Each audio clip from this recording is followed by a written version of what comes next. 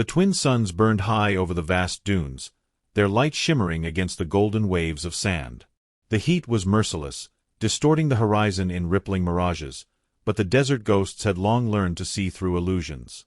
They crouched in the shade of a half-buried wreck, their faces hidden behind sand-colored scarves, their dark eyes locked on the intruders below. The aliens had come in the night, their drop pods streaking like falling stars, their arrogant descent a declaration of conquest. Now, in the harsh light of day, they moved across the desert with an air of certainty, as if their technology alone would bend the land to their will. They were tall, clad in thick metallic exoskeletons that whirred with each step. Their eyes, slitted and calculating, scanned the landscape, blind to the silent figures watching from the dunes. Kale kept his breathing steady as he observed them, his fingers resting on the hilt of his blade. He was young, but the desert had shaped him into a warrior, stripping away weakness and leaving only what was necessary. His father, a legend among the Nomads, had once said, "The desert does not forgive arrogance. It does not care for power, only survival." The aliens did not know this. Not yet. Beside him, Suri shifted slightly, adjusting the makeshift scope attached to her old rifle. She was a scavenger by nature, a fighter by necessity, her skill with a rifle matched only by her patience. "They think they own the ground they walk on," she murmured, voice barely above a whisper. "They don't know it's already claimed." Kale nodded. Below them, the aliens were setting up what looked like a command station, deploying strange metallic devices into the sand. A thin blue barrier flickered to life around them, shielding them from the elements. They moved efficiently, their posture relaxed, their weapons holstered. Too relaxed. One of the younger warriors, Yarok, scoffed under his breath. "They don't even post sentries." "Because they think they're untouchable," Kale said. "They don't understand what they've walked into." Suri exhaled slowly, her fingers adjusting a dial on her rifle. "Then we'll teach them." Hours passed. The sun dipped lower, casting long, shifting shadows across the desert. The aliens continued their work, oblivious to the eyes tracking their every move. The first mistake came when they sent a patrol into the dunes, 3 soldiers, scanning the sands with handheld devices that clicked and whirred. They walked in a straight line, without caution, their footsteps crisp against the wind. Kale signaled with a quick motion of his hand. The desert ghosts melted away, vanishing into the landscape as the patrol approached. The aliens did not see the movement in the dunes until it was too late. The sand shifted. A rope tightened. A muffled cry was swallowed by the wind. When the remaining 2 turned, their weapons half-raised, they saw only the empty desert. The footprints of their comrade led nowhere. One of them barked something in their guttural tongue, stepping forward, only for the ground beneath him to give way. Kale emerged from the sand, striking fast. His blade slid beneath the armor's weak point, the space between the ribs. The alien gasped, his voice strangled by the shock of it, then slumped forward. The 3rd soldier panicked, firing blindly, blue plasma bolts scorching the air. But Suri was already there, her rifle a whisper in the night.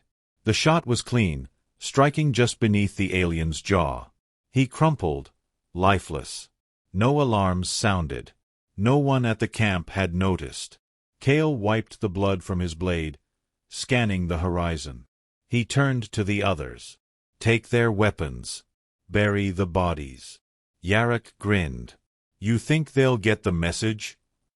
"They will," Kale said. "But not tonight." As the desert ghosts faded back into the sands, the wind rose, erasing all trace of their presence. The invaders would search for their missing men, but they would find nothing. Only an endless desert, watching, waiting. And this was only the beginning. The alien commander stood rigid beneath the glow of his command tent, his elongated fingers curling against the sleek metal of his console. A hollow display flickered before him, projecting a map of the immediate terrain. Somewhere beneath those shifting dunes, 3 of his soldiers had vanished. No distress signals, no signs of struggle, just gone. Around him, the rest of the detachment carried on with the business of conquest. Machines burrowed into the sand, attempting to establish a network of sensors, while engineers adjusted their atmospheric shields to withstand the planet's relentless heat.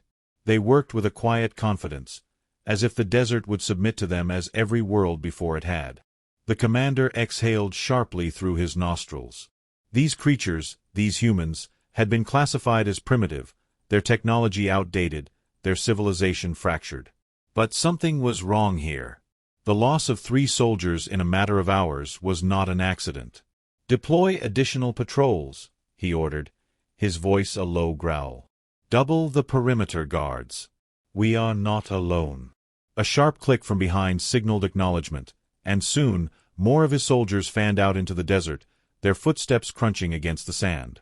High above, drones flitted like metallic insects, scanning every grain for movement. But the desert ghosts knew how to make themselves invisible. Kale watched from the ridgeline, his body low against the dune's crest. The invaders were responding, but they were reacting the wrong way. More patrols meant more targets. The moment they split their forces, they would become vulnerable. He glanced to his right, where Suri crouched beside him, her rifle nestled against her shoulder. "They're looking for phantoms," she murmured. "They don't know they're feeding them." Kale's lips curled in the faintest smile. The first strike had been a whisper, a shadow in the night. Now, the whispers would turn to ghosts. Down below, a pair of aliens moved through the sand, their weapons primed.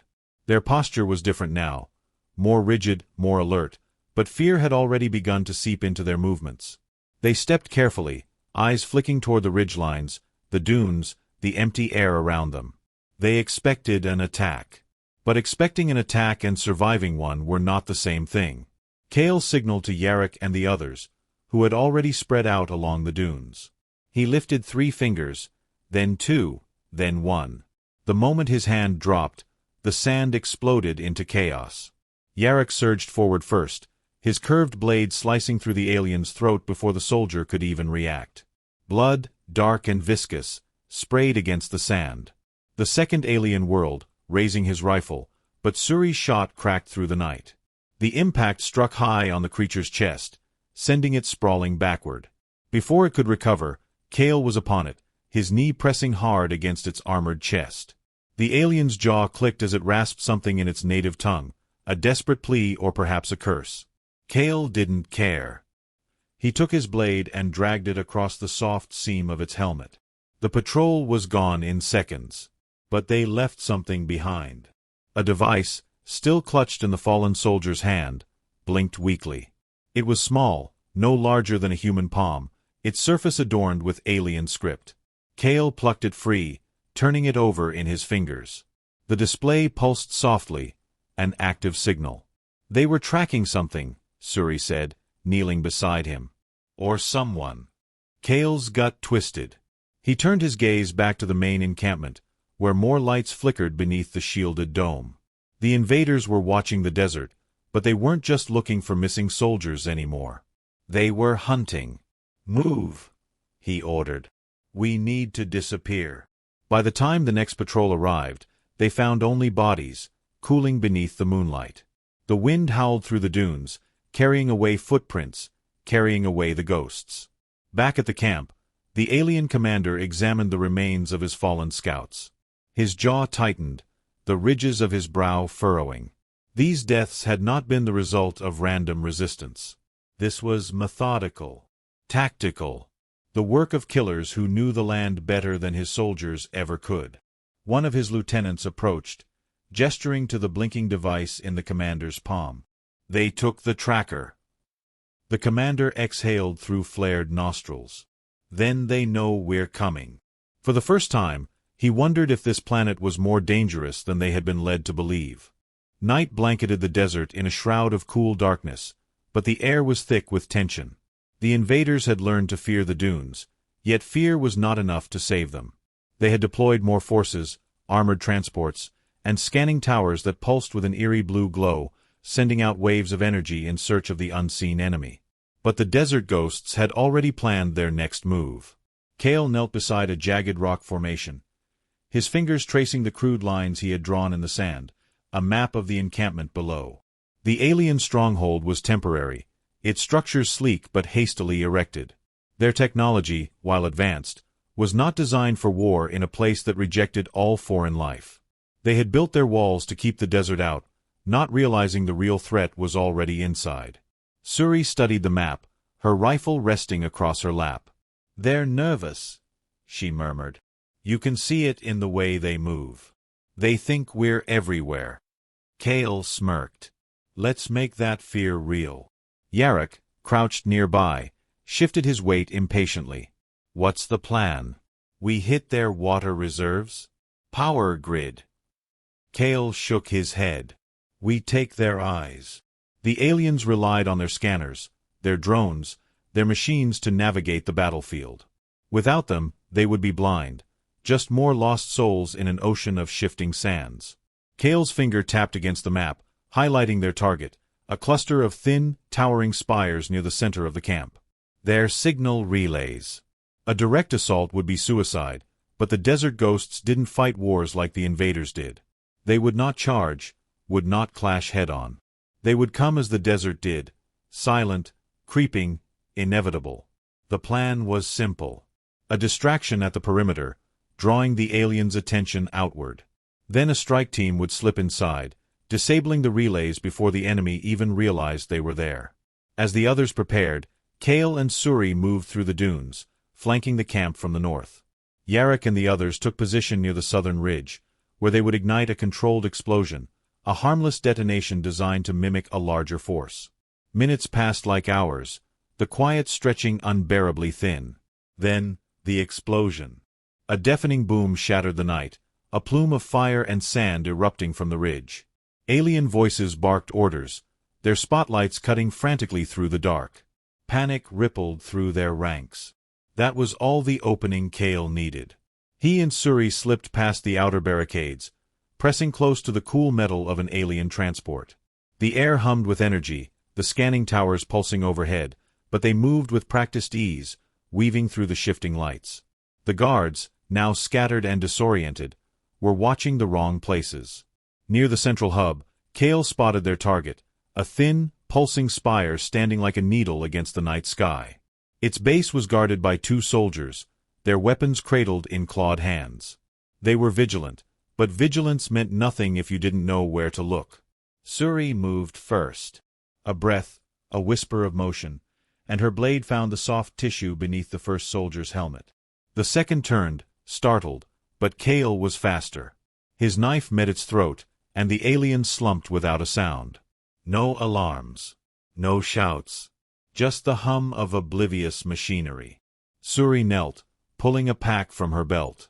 She extracted a small charge, human-made, primitive by alien standards, but no less effective. She pressed it against the relay's base, fingers moving with practiced precision. 15 seconds, she murmured. Kale took a final glance at the camp. The invaders were still scrambling at the perimeter, searching for an enemy that was already inside their walls. "Time to leave," he said. They vanished into the darkness just as the explosion rocked the heart of the encampment. The night erupted into chaos. The scanning towers flickered and died, their signals severed. Drones fell from the sky like dead birds, their guidance lost. The invaders, cut off from their sensors, stumbled through the sand in confusion. Kale, watching from the safety of the dunes, allowed himself a rare moment of satisfaction. The enemy was blind. And the desert ghosts were just getting started. The wind howled through the dunes, carrying the acrid scent of burning metal and scorched sand. The invaders' camp, once a bastion of order and control, had unraveled into chaos.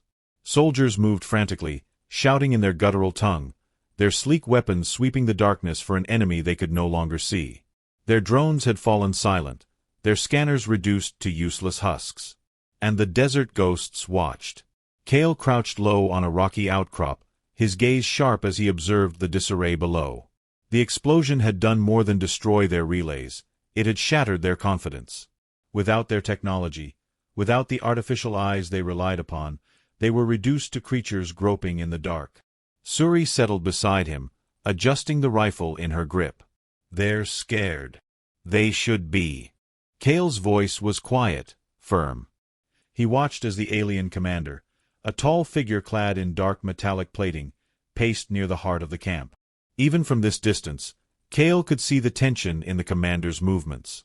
He was trying to re-establish control, barking orders, redirecting squads, but it was a losing battle. Jarek's voice crackled softly in Kale's earpiece. "We hit their supply depot next." Kale didn't answer immediately.